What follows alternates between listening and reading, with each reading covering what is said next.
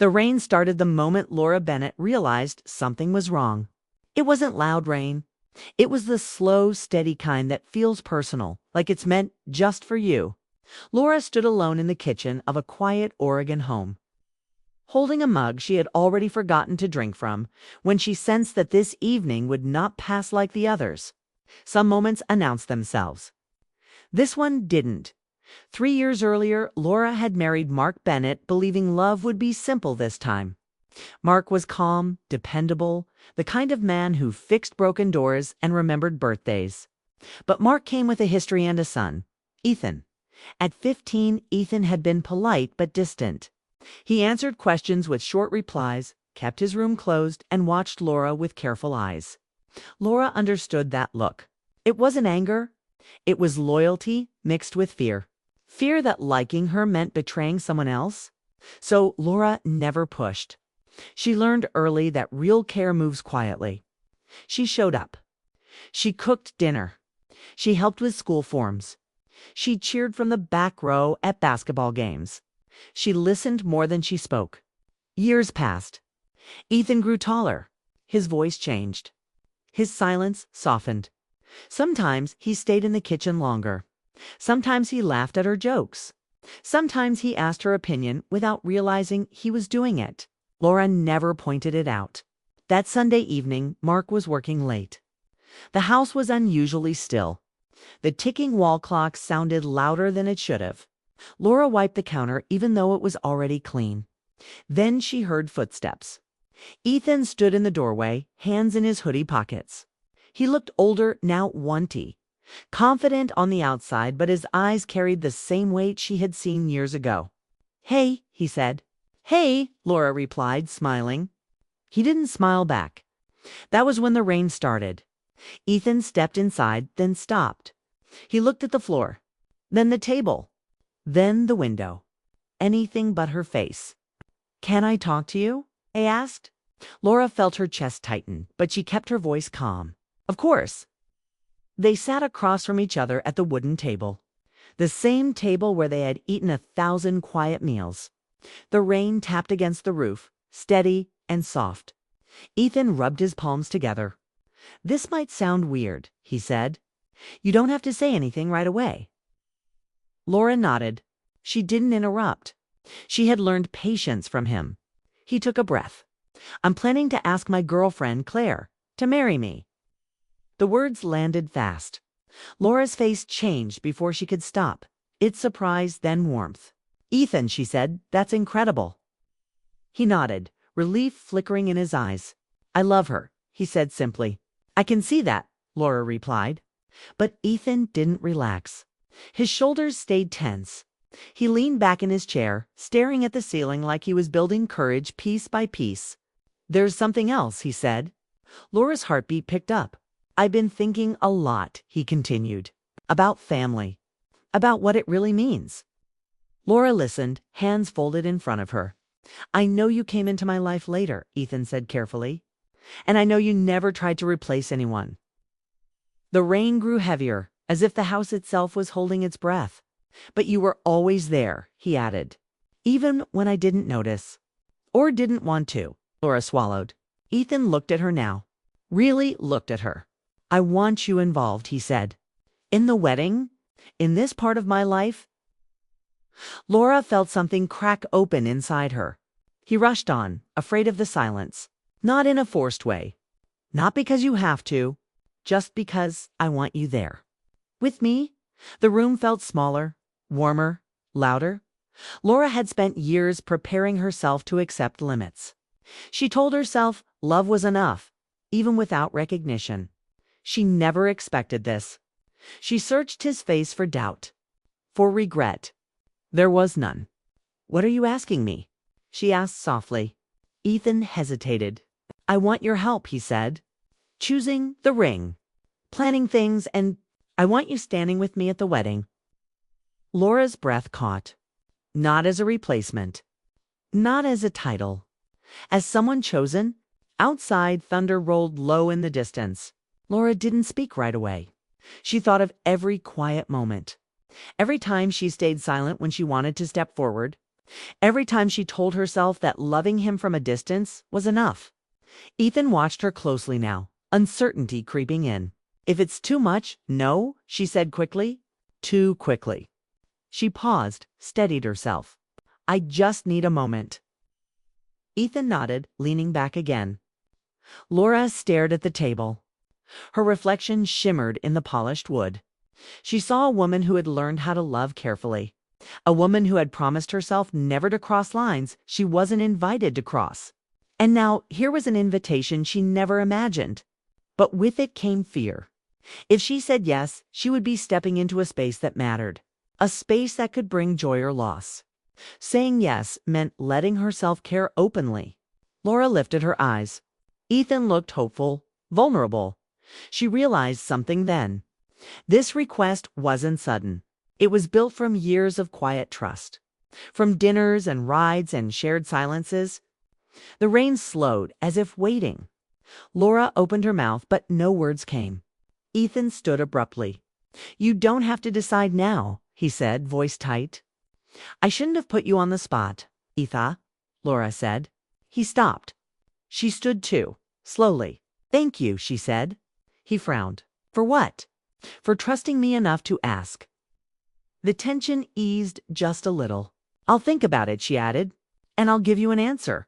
A real one, Etha nodded. That's all I wanted. He turned to leave, then paused at the doorway. For what it's worth, he said, not looking back, you've always mattered to me. Then he was gone. Laura stood alone in the kitchen again. The rain faded to a light drizzle. The clock ticked on. Her hands were shaking now. She pressed them against the counter, breathing slowly. The house felt different, like something invisible had shifted. That night, Laura lay awake staring at the ceiling. Mark slept beside her, unaware of the storm inside her chest. She thought of the future, of weddings and speeches and moments that don't belong to you unless someone gives them to you. Ethan had given her one, but accepting it meant changing everything. As dawn crept through the curtains, Laura still hadn't decided. And somewhere deep inside, she knew that whatever she chose next would shape all their lives in ways none of them could yet see. The morning sun broke through the clouds, soft and golden.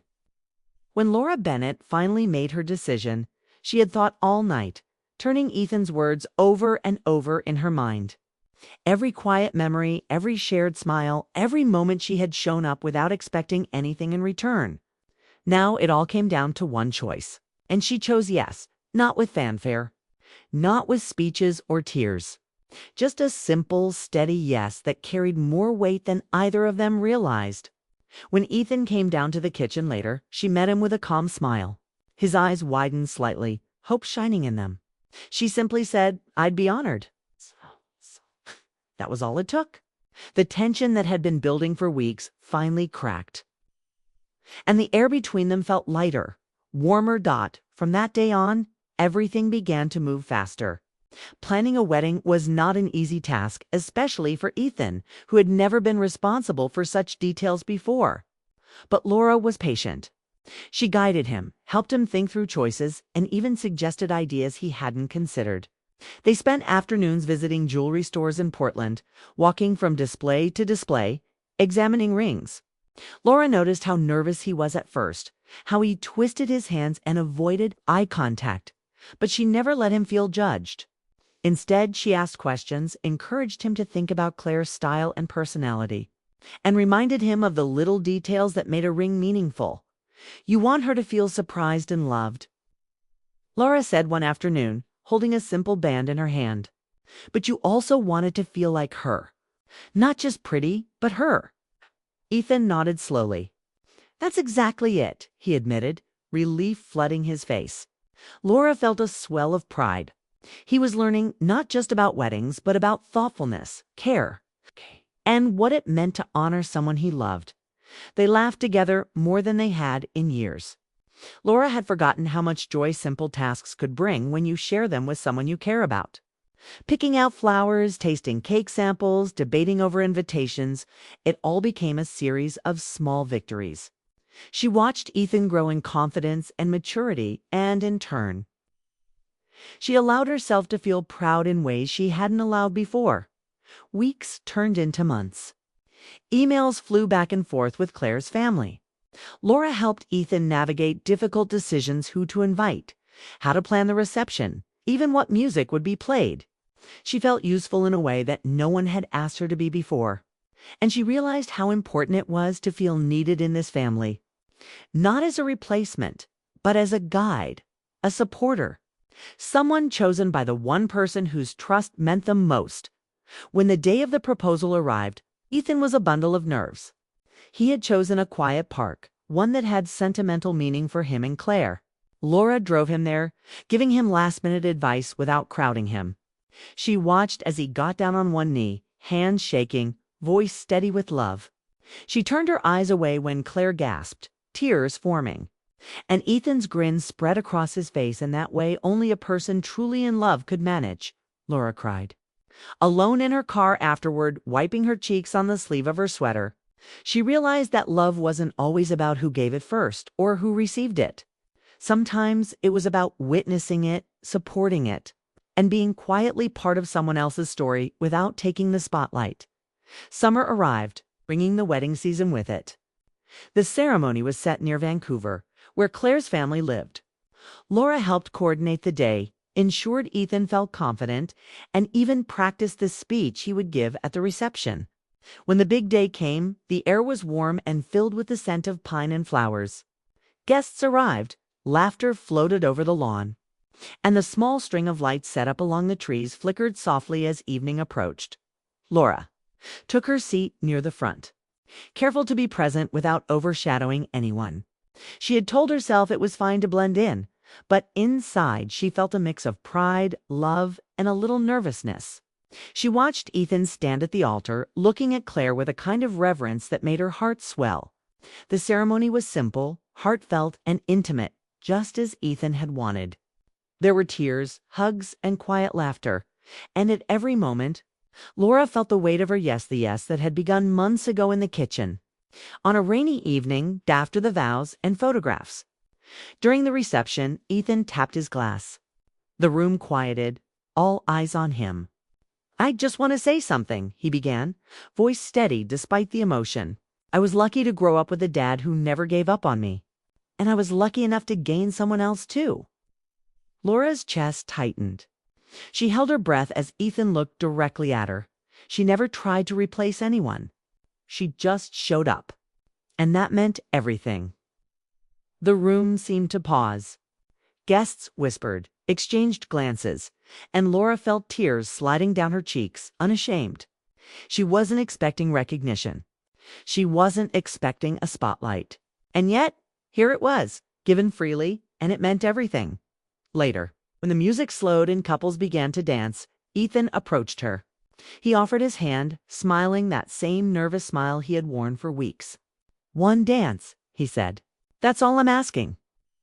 They moved together, slowly, gently. No one was watching closely. There were no expectations, no titles, only gratitude, only history, only the quiet, unspoken bond they had built over years of care, patience, and trust. Laura realized something profound. Family wasn't defined by blood alone. It was defined by presence, by choice, by the moments when you decided to show up and be there for someone you care about. The dance ended, but the warmth lingered. Laura felt a sense of completion she hadn't known she was missing. She understood in that moment that life's most surprising requests often lead to the deepest connections. The yes she had spoken months ago had shaped not only Ethan's happiness but hers as well as the evening wound down. Guests slowly left, leaving the couple and their closest friends under the glow of string lights. Laura lingered near the dance floor, watching Ethan and Claire talk, laugh, and plan their new life together.